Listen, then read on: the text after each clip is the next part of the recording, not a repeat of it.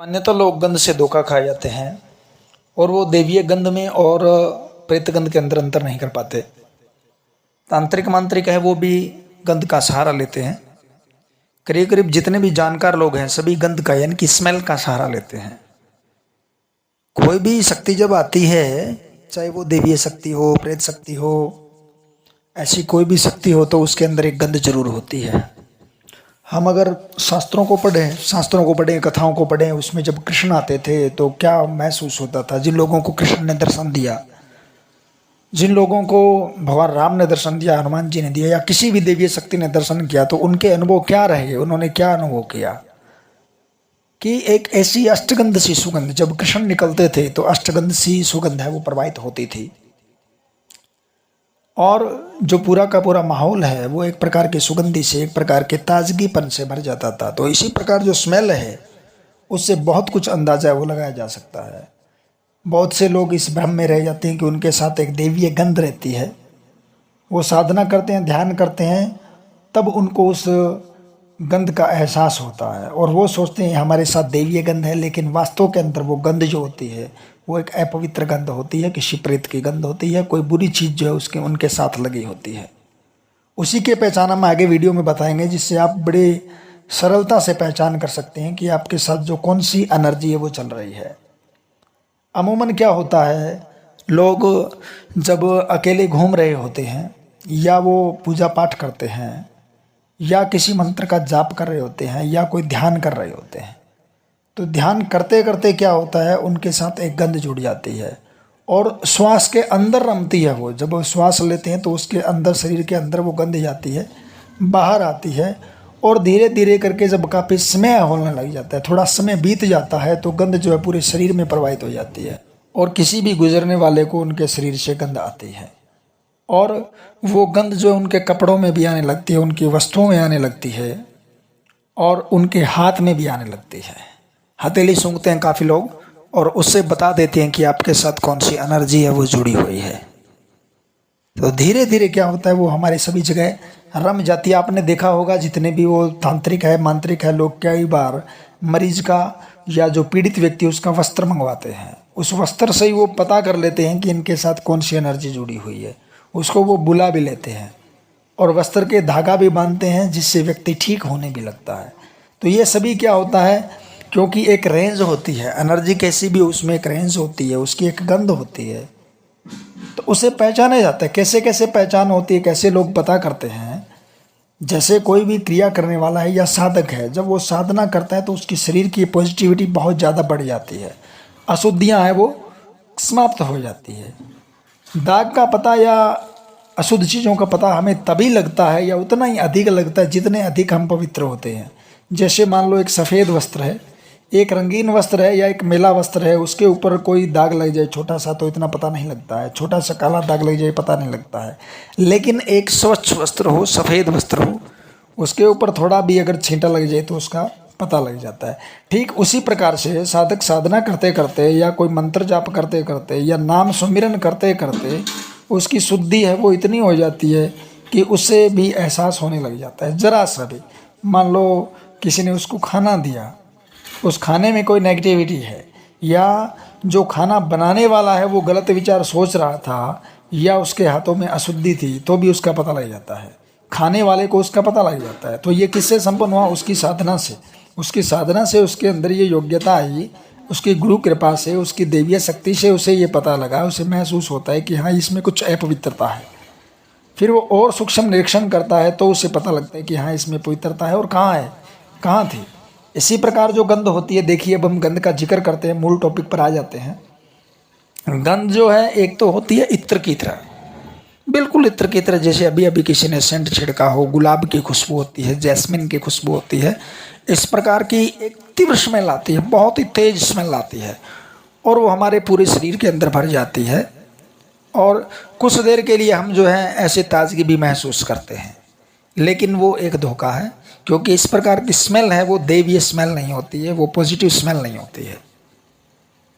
और पूरा जब हम ध्यान देते हैं तो वो जो हमें स्मेल आ रही है, जो भी हमें स्मेल आ रही थी, मान लो गुलाब की खुशबू है या इत्र की खुशबू है, वो लास्ट में जा कर के बिल्कुल अंत में जाकर के बुरी स्मेल में बदल जाती है। जब हम ध्यान देते हैं और हमारे शरीर के ऊपर हम थोड़ा सा भार अनुभव करते हैं, दिमाग के ऊपर थोड़ा सा भार अनुभव करते हैं, हमारी बेचैनी है वो बढ़ जाती है, हृदय की धड़कन होती है वो बढ़ जाती है, थोड़ी सी हम उस स्मेल के साथ घबराहट महसूस करते हैं, शरीर के अंदर भारीपन महसूस करते हैं। ये हमें पता तब लगता है जब हम बड़े ध्यान से, बड़ी सूक्ष्मता से गौर करते हैं, तब हमें पता लगता है कि हाँ ऐसा कुछ है, स्मेल का ये प्रभाव है। क्योंकि स्मेल अकेली नहीं आती, स्मेल का प्रभाव भी साथ में होता है।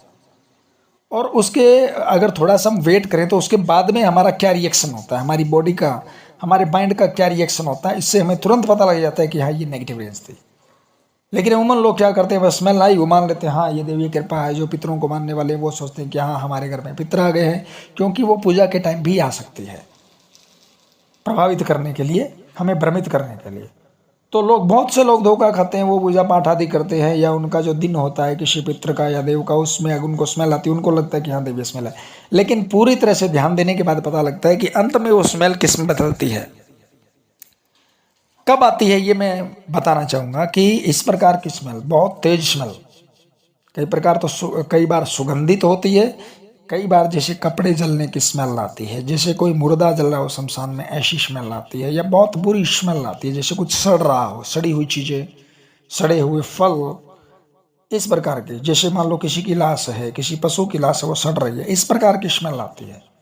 या ऐसा भी हो सकता है कि शुरुआत में सुगंधी आई और अंत में जाकर के वैसी स्मेल आए सड़ने की। या कईयों को शुरुआत से ही दुर्गंध आने लगती है, तो इससे तो पता लग ही जाता है। लेकिन व्यक्ति भ्रमित तब होता है जब उसे शुरुआत में अच्छी गंध आए। सबसे पहले वो समय नोट करे कि समय क्या हुआ है। जैसे मान लो दिन के 12 बजे हैं, रात्रि के 12 बजे हैं, यानी जब नेगेटिव एनर्जी का समय होता है, पॉजिटिव का नहीं होता है। जैसे ब्रह्म मुहूर्त के अंदर वो नहीं आएगी स्मेल। तो आपने समय नोट करना है। जैसे आप सो रहे हो, गहरी नींद में सो रहे हो, आप 12-1 बजे का समय है और आपको इस प्रकार की स्मेल आती है और आपकी बेचैनी उसके बाद में बढ़ जाती है। कई लोगों को पसीना भी आता है, कई लोग घबरा जाते हैं और उन्हें ऐसा महसूस होता है कि यहाँ कोई है हमारे इर्द गिर्द। तो हमें समझना चाहिए कि नेगेटिव एनर्जी है, या हम कहीं एकांत में घूम रहे हैं, जब हम अकेले हों तब भी हमें ऐसा महसूस हो सकता है, या कुछ लोग ध्यान करते हैं उसमें भी ऐसा हो सकता है। और धीरे धीरे क्या होता है, वो स्मेल उनके साथ रहती है। तो वो जुड़ते कहाँ से है, मान लो हम कहीं जा रहे हैं, रास्ते के ऊपर हम जा रहे हैं, हम अपवित्र अवस्था के अंदर, हमने स्नान नहीं किया है, हमने मैले वस्त्र पहन रखे हैं, हमारा शरीर अशुद्ध है। जैसे कोई स्त्री है उसका शरीर अशुद्ध है, तो उस समय में ऐसी एनर्जी है वो जुड़ जाती है। हमने कहीं अपवित्र भोजन किया है, अपवित्र कहीं पर कुछ पिया है, तो उसके साथ भी वो चीज़ें जुड़ जाती है। शुद्धता में तो नहीं जुड़ती है, पवित्रता में नहीं जुड़ती है, लेकिन जब कहीं अशुद्धि होती है तो वो ऐसी चीज़ें जुड़ जाती है, या किसी के द्वारा जोड़ दी जाती है। जैसे कुछ लोग मांस आदि वो फेंक देते हैं, तो इससे भी वो चीज़ें जुड़ जाती है। तो ऐसे करके हम उससे पता लगा सकते हैं कि जो स्मेल है वो नेगेटिव है या पॉजिटिव है। तो नेगेटिविटी के बारे में हमने बताया कि इत्र की सुगंध हो सकती है, वो तेज सुगंध होती है और अंत में बुरी स्मेल में बदल जाती है। हमारे शरीर के ऊपर है वो, हम भार महसूस करते हैं, दबाव महसूस करते हैं। उसके ठीक बाद में स्मेल, मान लो कुछ समय आई, उसके बाद में हमें चिड़चिड़ापन महसूस होगा और हमारा शरीर भी भारी होने लगता है और हमारे शरीर के लेफ्ट साइड के ऊपर जोर पड़ता है, दबाव पड़ता है। हृदय की साइड के अंदर हमारे अंदर दर्द भी हो सकता है। अब आते हैं अच्छी एनर्जी के ऊपर, पॉजिटिव स्मेल के ऊपर। जब पॉजिटिव स्मेल आती है तो वो एक गुगल धूप की तरह होती है। जैसे मान लो हमने घर में गुगल जलाया हो, उसकी स्मेल, उसमें भी हमें अंतर देखना चाहिए, वो बहुत तेज ना हो, एक सुहावनी सी स्मेल आती है।